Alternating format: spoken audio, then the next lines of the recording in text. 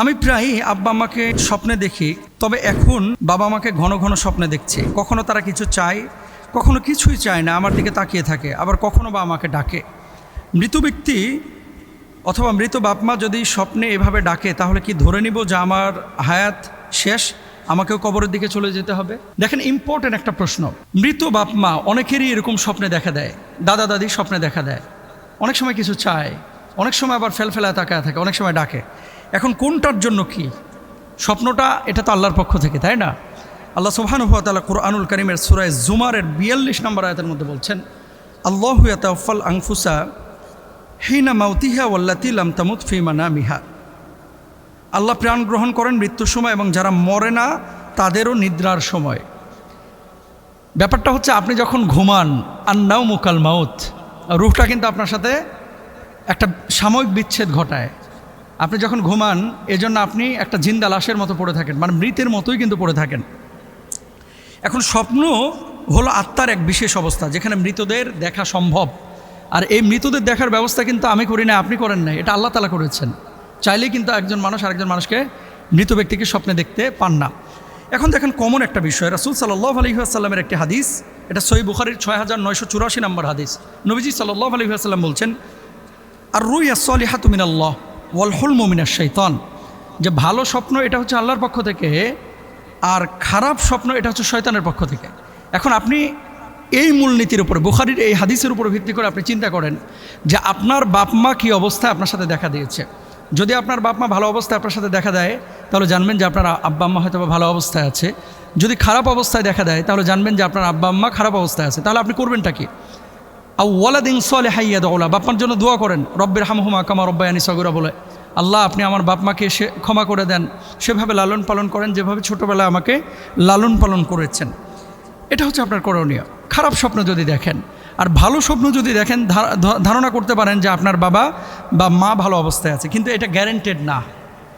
এটা গ্যারেন্টেড নয় যে আমার আব্বাকে ভালো অবস্থায় দেখেছি, এর জন্য আমি আর কিছু করার নাই, বাপ মার জন্য কিছু করবো না, আমি আমার মতো চলবো, এমনটা না। এরপর আসেন যে বাপ মাকে এভাবে বারবার স্বপ্ন আপনি দেখছেন, দেখার পরে আপনার মূলত করণীয় কী? তো করণীয়, ভালো অবস্থায় দেখলে কি করবেন, খারাপ অবস্থায় দেখলে কি করবেন, এটা তো বলেই দিলাম। এছাড়াও আরও কিছু বিষয় রয়েছে, যে আপনার দিকে ফেলফেলায় তাকায় রয়েছে, এটার কি আলাদা কোনো ব্যাখ্যা আছে? এটার আলাদা কোনো ব্যাখ্যা যেহেতু রাসূল সাল্লাল্লাহু আলাইহি ওয়াসাল্লাম থেকে আমরা পাই না, বলতে পারবো না। তবে হ্যাঁ, কোনো স্বপ্নের ব্যাখ্যাকার আল্লামা ইবনে সিরিন সহ তারা বলছেন যে মৃত ব্যক্তি যদি কাউকে ডাকে, তাহলে অনেক ক্ষেত্রে ইঙ্গিত বহন করে হয়তোবা তার হায়াত শেষের দিকে, বা তাকে তার সাক্ষাতের জন্য আহ্বান করা হচ্ছে।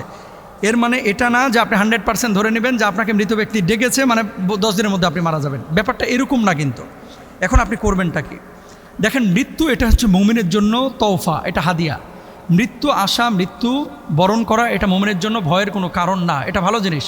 কারণ মুমিন মরার সঙ্গে সঙ্গে ইয়া আইয়াতুহান নাফসুল মুতমাইন্না ইরজিআ ইলা রাব্বিকা রাদিয়াতাম মারদিয়া, আপনার রবের সাক্ষাতে তো আপনি যাচ্ছেন, তাই না? তো মৃত্যু কিন্তু খারাপ না, সুবহানাল্লাহ। এখন মৃত্যু আসবে, মৃত্যুবরণ আমাদেরকে করতেই হবে। আপনি করবেনটা কি? মৃত্যু বাপমার জন্য 1 নম্বর হচ্ছে দোয়া এবং সাদাকা করবেন, ফকির মিসকিনকে খাওয়াবেন, কিছু দান সাদাকা করবেন। মানসিক স্মৃতি থেকে কিন্তু অনেক সময় এই স্বপ্নের উদ্ভব ঘটে, যেটা বিজ্ঞান বলছে। একটা জিনিস যখন বারবার আপনি বেশি ভাববেন, তখন এটা স্মৃতিস্ফটে, মনস্তাত্ত্বিকভাবে কিন্তু এটা আপনার ওই রুহানি জগৎ থেকে আপনি স্বপ্নটা দেখেন, এরকম বলে থাকেন। কোনো ভুল কাজ থেকে ফেরানোর ইঙ্গিত হয়তো বা আপনার বাপমা দিচ্ছেন, হয়তো বা আপনি বাপমা জীবন দশায় নামাজ পড়েছেন, ভালো কাজ করেছেন, এখন আর করতেছেন না, এই জন্য বাপমা এই রুহানি জগৎ থেকে আপনারা সতর্ক করছেন যে আপনি আবার ভালো পথে ফিরেন ইনশাআল্লাহ। আল্লাহুম্মা গফির লাহুমা ওয়ারহামহুমা, এই দোয়াটা বেশি বেশি পড়বেন। রব্বির হামহুমা কামা রব্বায়ানি সগীরা, কোরআন তেলাওয়াত বেশি বেশি করবেন। বাপমার পক্ষ থেকে যদি কোনো ঋণ থাকে, ঋণটা আদায় করার চেষ্টা করবেন ইনশাআল্লাহ তাআলা। আর স্বপ্নে যদি কোনো কিছু চায় বাপমা, যে আমার জন্য উমরা করো, হজ করো, সম্ভব হলে করবেন, যদি সম্ভব না হয় তাহলে আপনি তাদের জন্য আল্লাহর কাছে দোয়া করবেন। এখন মূল কথা হচ্ছে, স্বপ্নের জায়গায় নবীদের স্বপ্ন ছিল হচ্ছে দিব্যালোকের মতো সত্য, সূর্যের আলোর মতো, পূর্ণিমার চাঁদের মতো সত্য। আমাদের স্বপ্নগুলো সত্যও হতে পারে, মিথ্যাও হতে পারে। এই জন্য আমরা খুব বেশি চিন্তাগ্রস্ত হব না, আমাদের করণীয় কাজগুলো করার চেষ্টা করব। আল্লাহ প্রত্যেকের বাপ মাকে জান্নাতুল ফেরদাউসের মেহমান বানায় দেন, ভুল ত্রুটি ক্ষমা করে দেন, আমিন। আসসালামু আলাইকুম রহমতুল্লাহ। মোহতারাম, আপনার কাছে জানতে চাচ্ছি, একজন মানুষ মারা যাওয়ার পরে কোনো সিমটম বা সিম্বল আছে কিনা যাতে বোঝা যায় যে মানুষটি জান্নাতি? আচ্ছা, এই প্রশ্নটা আসলে প্রায়ই দেখি, মাঝে মাঝে আমাদের কাছে আসে। একজন মানুষ মারা যাওয়ার পরে সে জান্নাতি কিনা, সে দুনিয়াতে কিভাবে চলেছে এটার উপরে তার জান্নাত জাহান্নাম নির্ভর করে। এখন মানুষটা যদি নামাজ পড়ে, মানুষটা যদি দিনদার হয়, মানুষটা যদি হারামখোর না হয়, মানুষটা যদি হালাল জীবনযাপন করে, অবশ্যই তো সে জান্নাতে যাবে, কোনো সন্দেহ নাই। বিলা শুবহাতে সে জান্নাতে যাবে। এখন কথা হচ্ছে রাসূল আকরাম সাল্লাল্লাহু আলাইহি ওয়াসাল্লামের তারপরে কিছু হাদিস দেখা যায়, যে হাদিসগুলোতে বোঝা যায় যে মানুষটি জান্নাতি। 1 নম্বর, মানকানা আখিরু কালামিহি লা ইলাহা ইল্লাল্লাহ দাখালাল জান্নাহ। যে ব্যক্তির সর্বশেষ কথা হবে লা ইলাহা ইল্লাল্লাহ, সে ব্যক্তি জান্নাতে যাবে, সুবহানাল্লাহ। 2 নম্বর, নবীজি সাল্লাল্লাহু আলাইহি ওয়াসাল্লাম বলেছেন, আশ-শাহীদু লাহু ইনদাল্লাহি সিত্তু খিসালেন। এই যে যারা শহীদ হবে আল্লাহর রাস্তায়, ওমান মাতা ফি সাবিলিল্লাহ, যারা আল্লাহর রাস্তায় লড়াই করে, যারা শহীদ হয়, আল্লাহ সুবহানাহু ওয়া তাআলা জান্নাতে যাবে। এখন কোনো মানুষ যদি শাহাদাতের অমীয় সুধা পান করে, তাহলে ধরে নিতে পারেন সে মানুষটা জান্নাতি।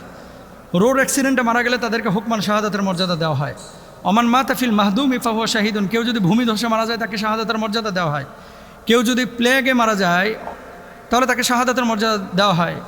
কেউ যদি সন্তান জন্মদানের সময়, ডেলিভারির সময় মারা যায়, তাকে শাহাদাতের মর্যাদা দেওয়া হয়। এখন এই ধরনের মৃত্যু আগুনে, ওমান মাতা ফিল গারিকি ফাহুয়া শাহিদুন, কেউ পানিতে ডুবে মারা গিয়েছে, তাকে শাহাদাতের মর্যাদা দেওয়া হয়। এখন এই আলামতগুলো থেকে বোঝা যায় যে মানুষটা জান্নাতি, যদি এই তরিকায় কেউ মারা যায় বা এই পদ্ধতিতে কেউ দুনিয়া থেকে বিদায় নেয়। কিন্তু গ্যারেন্টি তো আর কেউ দিতে পারবে না, নবীজি সাল্লাল্লাহু আলাইহি ওয়াসাল্লামের হাদিস থেকে বোঝা যায়। এরপর আল্লাহ নবী বলেছেন আরও কিছু আলামত। কোনো ব্যক্তি মারা যাওয়ার পরে যদি তার মুখমণ্ডল উজ্জ্বল থাকে, জানতে হবে লোকটা সুসংবাদ পেয়ে মারা গিয়েছেন এবং এই মানুষটা জান্নাতি।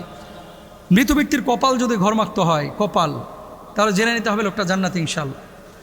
মৃত্যুর লাশ রাখার পরে তার শরীর থেকে যদি সুগন্ধি বের হয়, কবর থেকে যদি সুগন্ধি বের হয়, জেনে নিতে পারেন বা ধরে নিতে পারেন লোকটা জান্নাতে যাবে ইনশাআল্লাহ। মরার আগে অনেক মানুষ দেখবেন লা ইলাহা ইল্লাল্লাহ, লা ইলাহা ইল্লাল্লাহ, ইল্লাল্লাহ ইল্লাল্লাহ ইল্লাল্লাহ ইল্লাল্লাহ, আল্লাহ আল্লাহ আল্লাহ আল্লাহ, লা ইলাহা ইল্লাল্লাহ, ইন্না লিল্লাহ, এরকম বলে মরে, ধরে নেবেন লোকটা জান্নাতি, সুবহানাল্লাহ। এবং কোনো মানুষ যদি ঝুমার রাত্রে মারা যায় বা ঝুমার দিনে মারা যায়, অর্থাৎ বৃহস্পতিবার সন্ধ্যা থেকে নিয়ে শুক্রবার সন্ধ্যার মধ্যে, এই সময় যদি কোনো মানুষ মারা যায় তাহলে জেনে নিতে হবে লোকটা জান্নাতি। এখন দেখেন, এই আলামত বা সিমটমগুলো অনুযায়ী বলা যেতে পারে যে লোকটা জান্নাতে যাবেন ইনশাআল্লাহ, কিন্তু আপনি এটা গ্যারান্টি দিতে পারবেন না। ইন্নাল্লাযীনা ক্বালু রাব্বুনাল্লাহু থুম্মা ইসতাকামু তাতানাজ্জালু আলাইহিমুল মালায়েকা।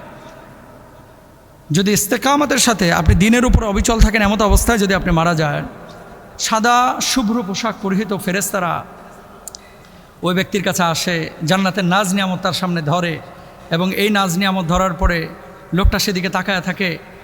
মা যখন বাচ্চাকে স্তন পান করায়, ওই বাচ্চাটা যেমনইভাবে ঘুমিয়ে যায়, ঘুমানোর পরে মা যদি বাচ্চার মুখ থেকে টেনে নেয়, যেমনইভাবে বাচ্চা বুঝতে পারে না, মুমিনের রূহটা কবজ হবে, মুমিন বুঝতে পারবে না, এত সহজ মৃত্যু হবে, সুবহানাল্লাহ। তবে হ্যাঁ, কখনো কখনো মৃত্যুর সময় আল্লাহ তাআলা কষ্ট দেন। কেন? আখেরাতের আযাব লাঘবের জন্য। এজন্য কারো মৃত্যু কষ্টের সাথে হয়েছে, ধরে নেবেন না সে লোকটা জাহান্নামী, বরঞ্চ আল্লাহ তাআলা তাকে শাস্তি দিয়ে আবার জান্নাতে দিবেন। আর মনে রাখবেন, যে ব্যক্তি একবার কালিমা পড়েছে, মান ক্বালা লা ইলাহা ইল্লাল্লাহ ফাদাখালাল জান্নাহ, জীবনে একবার যে কালিমা পড়েছে, আল্লাহ, আল্লাহ নবীকে, আখিরাতকে, কোরআনকে, ফেরেশতাকে বিশ্বাস করেছে, কোনো না কোনো দিন জান্নাতে যাবেই যাবে ইনশাআল্লাহ। আল্লাহ তৌফিক দান করুন।